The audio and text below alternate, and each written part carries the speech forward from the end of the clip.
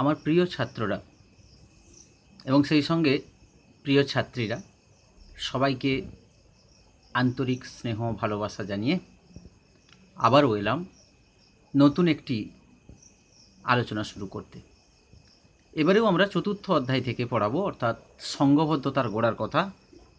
এই অধ্যায় থেকে আমরা একটি আলোচ্য বিষয় রয়েছে লেখায় ও রেখায় ভারতীয় জাতীয়তাবাদের বিকাশ। আমরা এর আগের ভিডিওটিতে লেখায় ও রেখায় ভারতীয় জাতীয়তাবাদের বিকাশের যে বিভিন্ন দিকগুলো সেগুলো আমরা আলোচনা করেছি। আমরা লেখায় ভারতীয় জাতীয়তাবাদের বিকাশ এই পর্বে আগের ভিডিওতে আনন্দমঠ সম্পর্কে বিস্তারিত বিবরণ দিয়েছি। আজকে মূলত বা এই ভিডিওতে মূলত যেটা আলোচনা করব সেটা হচ্ছে বর্তমান ভারত। বর্তমান ভারতের রচনা, এর প্রকাশকাল, এর বৈশিষ্ট্য, এই বিষয়গুলো নিয়ে আমি মূলত আলোচনা করব। বর্তমান ভারত গ্রন্থটি রচনা করেন স্বামী বিবেকানন্দ। প্রকাশিত হয় 1905 খ্রিস্টাব্দে বঙ্গভঙ্গ বিরোধী স্বদেশী বয়কট আন্দোলনের প্রেক্ষাপটে এটি প্রকাশিত হয় এবং এই গ্রন্থের মূল পটভূমি ছিল প্রাচীন যুগ থেকে বর্তমান যুগ পর্যন্ত ইতিহাসের সমীক্ষা। এটা নিয়েই মূলত বর্তমান ভারত গ্রন্থে স্বামী বিবেকানন্দ এর নানান দিক তুলে ধরেছেন। আমরা এই গ্রন্থের মূল বৈশিষ্ট্যগুলি যেগুলো রয়েছে সেগুলোই আলোচনা করব। তার আগে একটু প্রেক্ষাপটটা বলে দিই যে কোন প্রেক্ষাপটে বর্তমান ভারত রচিত হয়েছিল একটু বলে দিই। স্বামী বিবেকানন্দ 1893 খ্রিস্টাব্দে চিকাগো ধর্ম সম্মেলনে সারা পৃথিবীতে ভারতের সনাতন হিন্দু ধর্মের আদর্শ প্রতিষ্ঠা করার পর ভারতবর্ষে ফিরে এসে সারা ভারত পরিভ্রমণ করে তার যে আত্মোপলব্ধি, সেই আত্ম উপলব্ধির জায়গা থেকে মূলত বর্তমান ভারত গ্রন্থটি রচনা করেন। গ্রন্থটি প্রথমে 1899 খ্রিস্টাব্দে ধারাবাহিকভাবে উদ্বোধন পত্রিকায় প্রকাশিত হয়। পরে এটি বর্তমান ভারত নাম নিয়ে গ্রন্থাকারে প্রকাশিত হয় 1905 খ্রিস্টাব্দে। গ্রন্থটিতে বৈদিক পুরোহিত শক্তি, রাজা ও প্রজার শক্তি, বৌদ্ধিক বিপ্লব, বৈশ্য শক্তির অভ্যুদয়, শূদ্র জাগরণ, প্রাচ্য পাশ্চাত্য সংঘর্ষ, স্বদেশ মন্ত্র, এরকম নানান বিষয় নিয়ে গ্রন্থটিতে আলোচনা রয়েছে। স্বামী বিবেকানন্দ বিভিন্ন বিষয় নিয়ে এই গ্রন্থটিতে তাঁর ভাবনা, তাঁর আদর্শকে তুলে ধরেছেন। গ্রন্থে ভারতবর্ষের ইতিহাস বিশ্লেষণে স্বামী বিবেকানন্দের মৌলিক দৃষ্টিভঙ্গির পরিচয় পাওয়া যায়। ভারত ইতিহাস পাঠের মধ্য দিয়ে তিনি দেখিয়েছেন ইতিহাস শ্রেণী সংগ্রামের মধ্য দিয়ে কিভাবে অগ্রসর হয়, কিভাবে পৃথিবীর সর্বত্রই শ্রেণী বৈষম্য, ব্রাহ্মণ ক্ষত্রিয় বৈশ্য শূদ্র, এই চার বর্ণ কিভাবে সারা পৃথিবীকে পর্যায়ক্রমে শাসন করবে, প্রথম দুটি বর্ণের শাসনকাল ঠিক কতদিন পর্যন্ত ছিল এবং তারপর কোন দুটি বর্ণ ক্ষমতায় আসবে, কিভাবে সেই দুটি বর্ণ ক্ষমতা প্রতিষ্ঠা করবে, তাও কিন্তু এই গ্রন্থে বর্ণিত হয়েছে। এই গ্রন্থ থেকেই পুরোহিত শক্তির সঙ্গে রাজশক্তির বিবাদ, বৈদিক যুগে ব্রাহ্মণ ক্ষত্রিয় বৈশ্য শূদ্রের মধ্যে ব্রাহ্মণদের আধিপত্য প্রতিষ্ঠা, তারপর ক্রমান্বয়ে বৌদ্ধ ধর্ম, জৈন ধর্ম এদের আগমন, অর্থাৎ বৈদিক ব্রাহ্মণ্য ধর্মের প্রতিবাদ হিসাবে প্রতিবাদী ধর্মেরা অভ্যুদয়, যেখানে ক্ষাত্র শক্তির জাগরণ। তারও পরে আমাদের দেশে ইংরেজদের আগমন, অর্থাৎ বণিক শক্তি, বৈশ্যদের। বিবেকানন্দের ভবিষ্যৎবাণী শূদ্র জাগরণ হবে, অর্থাৎ দলিত মানুষ, যে সমস্ত শোষিত মানুষ রয়েছে তারাই জাগরিত হবে, তাদের হাতেই ক্ষমতা প্রতিষ্ঠিত হবে। পুরোহিততন্ত্রের ক্ষমতাকে পরাভূত করে যেমন ক্ষত্রিয়রা ক্ষমতায় এসেছিলেন, ক্ষত্রিয়দের ক্ষমতাকে পরাভূত করে যেমন বৈশ্যরা ক্ষমতায় এসেছিলেন, ঠিক তেমনিভাবে বৈশ্যদের ক্ষমতাকে খর্ব করে একসময় এদেশে শূদ্র জাগরণ হবে। এটা তার ভাবনা, তার ভবিষ্যৎবাণী, এবং তাই কিন্তু ক্রমান্বয়ে বাস্তবতার পর্যায়ে পৌঁছেছে। বৈশিষ্ট্য হিসেবে আমরা আলোচনা করব বেশ কতকগুলো বিষয় এখানে উল্লিখিত হয়েছে। যেমন দেখো, গৌরবোজ্জ্বল অতীত, ঐক্য, শূদ্র জাগরণ, দেশপ্রেমের আদর্শ, দেশমাতার মুক্তি, জাতীয়তাবোধ। মূলত এই 6টি বৈশিষ্ট্য নিয়ে বর্তমান ভারতের পুঙ্খানুপুঙ্খ আমরা আলোচনা করব। আমরা প্রথমে গৌরবোজ্জ্বল অতীতের কথা বলি। স্বামী বিবেকানন্দ তার বর্তমান ভারত গ্রন্থে বৈদিক যুগ থেকে ব্রিটিশ শাসনকাল পর্যন্ত ভারতের যে গৌরবোজ্জ্বল ইতিহাস, ভারতের যে মহিমান্বিত যে অতীত, সেই অতীতগুলিকে তিনি বর্ণনা করেছেন। তিনি বারবার ভারতের অতীত ঐতিহ্য, ভারতের অতীত গৌরব, সারা পৃথিবী ভারতের উপর আধিপত্য বিস্তার করার যে প্রয়াস, তার গৌরবকে মলিন করার যে প্রয়াস, তা কিন্তু এখানে তুলে ধরেছেন। দ্বিতীয় বৈশিষ্ট্য হিসাবে স্বামী বিবেকানন্দ ঐক্য প্রতিষ্ঠার কথা বলেছেন। তার বর্তমান ভারত গ্রন্থে স্বামীজি বলেছেন যে পরাধীন ভারতের মুক্তির জন্য ভারতীয়দের ঐক্য অত্যন্ত প্রয়োজন।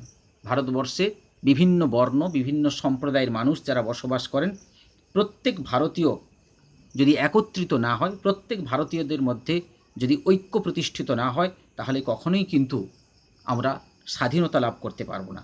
আমাদের স্বাধীনতার জন্য প্রয়োজন সমাজের বর্ণ বৈষম্যকে দূর করা, দলিত মানুষদেরকে একসঙ্গে নেওয়া এবং প্রতিটি মানুষের প্রতি যে বঞ্চনা, সমাজের উচ্চবিত্তরা নিম্নবিত্ত মানুষের প্রতি যে বঞ্চনা, যে শোষণ, সেই শোষণ এবং বঞ্চনার বাইরে বেরিয়ে এসে সমস্ত ভারতীয়দেরকে ঐক্য প্রতিষ্ঠা করতে হবে, সমস্ত ভারতীয়দেরকে ঐক্যের ভাবনায় জাগরিত হতে হবে। তাহলেই কিন্তু ভারতবর্ষ স্বাধীনতা লাভ করবে, তাহলেই কিন্তু ভারতবর্ষ স্বাধীনতার দ্বার প্রান্তে উপনীত হতে পারবে। দোর্দণ্ড প্রতাপ ব্রিটিশ শক্তির বিরুদ্ধে তাহলেই কিন্তু তারা ক্ষমতা প্রতিষ্ঠা করতে পারবে। তৃতীয় বৈশিষ্ট্য হিসাবে এখানে শূদ্র জাগরণের কথা বলা হয়েছে। আমরা একটু আগে বলেছিলাম বৈদিক যুগ থেকে শুরু করে ক্ষমতার বিবর্তন ঘটেছে। বৈদিক যুগে ব্রাহ্মণ্য শক্তি, পুরোহিততন্ত্রের ক্ষমতা প্রতিষ্ঠিত হয়েছে। রাজতন্ত্রকে পুরোহিতরাই পরিচালনা করত। তার পরবর্তীকালে পরিবর্তন এসেছে, ক্ষত্রিয়র পরে বৈশ্য আমরা বলেছি। বিবেকানন্দের ভাবনায় যেমন সময়ের গতি ক্রমান্বয়ে চক্রের মতো পরিবর্তন হয়, যুগ বিবর্তন যেমন সত্যত্রেতা দাপর কলি, আবার সত্যত্রেতা দাপর কলি, ঠিক তেমনিভাবে ব্রাহ্মণ, ক্ষত্রিয়, বৈশ্য, শূদ্ররা হচ্ছে দলিত, তথাকথিত শোষিত সম্প্রদায়, সমাজের বঞ্চিত খেটে খাওয়া মানুষ। তারাই কিন্তু ক্ষমতা প্রতিষ্ঠা করবে। বিবেকানন্দের ভাবনায় তা প্রতীয়মান হয়েছে।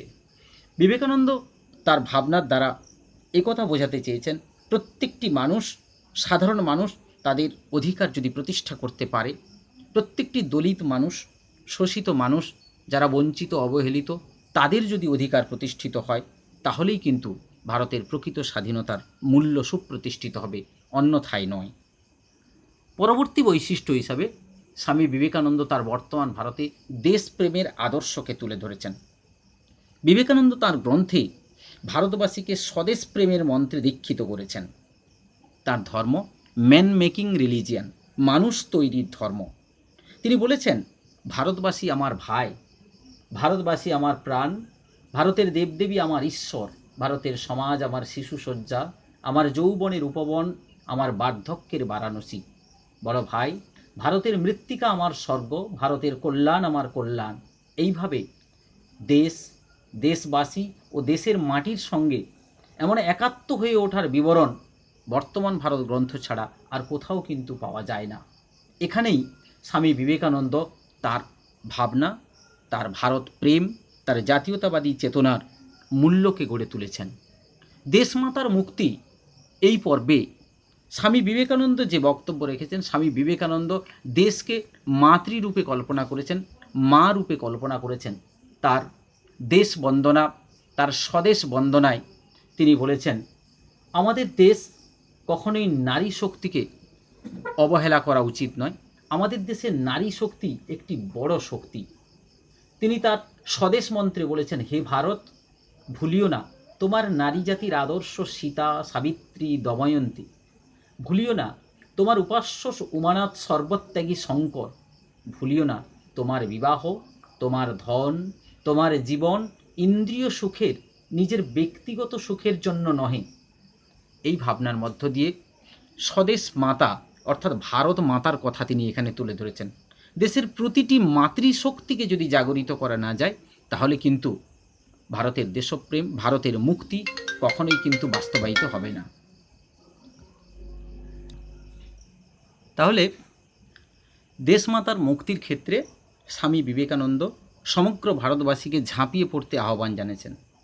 দেশমাতার কাছে তিনি আহ্বান জানিয়েছেন, আমায় মনুষ্যত্ব দাও, আমায় মানুষ করো। অর্থাৎ প্রত্যেকটি সন্তান মায়ের মুক্তির জন্য, দেশ ও মাতৃকার শৃঙ্খল মোচনের জন্য মাতৃভূমির কাছে যে উদাত্ত আহ্বান জানিয়েছেন, মাতৃভূমির কাছে যে প্রার্থনা করেছেন, তা কিন্তু এই গ্রন্থে প্রকাশিত হয়েছে। এই গ্রন্থের একটি উল্লেখযোগ্য বৈশিষ্ট্য হচ্ছে দেশ মাতৃকার মুক্তি। শেষ বৈশিষ্ট্য হিসাবে আমরা বলবো জাতীয়তাবোধ। স্বামী বিবেকানন্দ তার গ্রন্থে ভারতীয়দের মধ্যে জাতীয়তাবোধ বিকাশের উপর বিশেষ গুরুত্ব আরোপ করেছেন। তিনি বলেছেন, একটি জাতি কখনোই তার শ্রেষ্ঠত্ব প্রতিষ্ঠা করতে পারবে না যদি তার মধ্যে পৌরুষ থাকে, যদি তার মধ্যে শ্রেষ্ঠত্ব না থাকে, যদি তার মধ্যে ক্ষাত্রশক্তি না থাকে, তাহলে কিন্তু সে কখনোই নিজেকে প্রতিষ্ঠা করতে সক্ষম হবে না। পরানুকরণ দাসসুলভ দুর্বলতা নয়, প্রতিটি মানুষকে স্বাধীন চেতা হতে হবে। তার স্বদেশ মন্ত্রে তিনি বলেছেন, হে ভারত, এই পরানুবাদ, পরানুকরণ, পরমুখাপেক্ষা, এই দাসসুলভ দুর্বলতা, এই ঘৃণিত জঘন্য নিষ্ঠুরতা, এইমাত্র সম্বলে তুমি উচ্চাধিকার লাভ করিবে। অর্থাৎ লজ্জাকর কাপুরুষতা দ্বারা কখনোই কিন্তু বীরভোগ্যা স্বাধীনতাকে লাভ করা যায় না। স্বাধীনতাকে লাভ করতে হলে প্রত্যেকটি মানুষকে বীরের মর্যাদা প্রতিষ্ঠা করতে হবে, আত্মশক্তিতে জাগরিত হতে হবে। তিনি বলেছেন, বীরভোগ্যা স্বাধীনতা অর্থাৎ বীরের ক্ষমতা অর্জন করতে হবে, তাহলেই কিন্তু স্বাধীনতা অর্জন করা যাবে।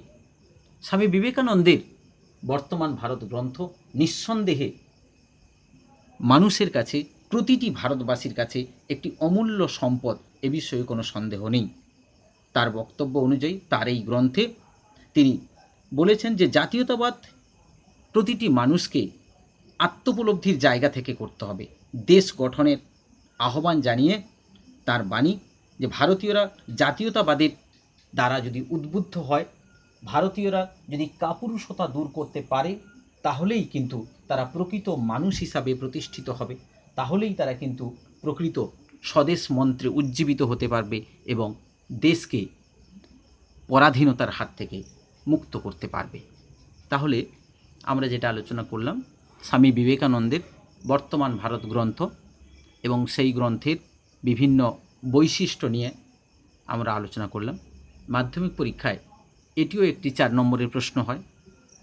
সুতরাং কিভাবে পরীক্ষায় লিখতে হবে, কোন কোন বিষয়ের উপর আলোকপাত করতে হবে, তা আমরা বললাম। এখানেই কিন্তু আমাদের আজকের আলোচনা শেষ করব। পরবর্তী সময়ে আবার আমরা লেখার আরেকটি অংশ নিয়ে আমরা আলোচনা করব পরবর্তী একটি ভিডিওতে, এবং সেটি হচ্ছে রবীন্দ্রনাথ ঠাকুরের গোরা। আজকের মতো এখানে শেষ করছি। তোমাদের সবাইকে অসংখ্য ধন্যবাদ জানাই।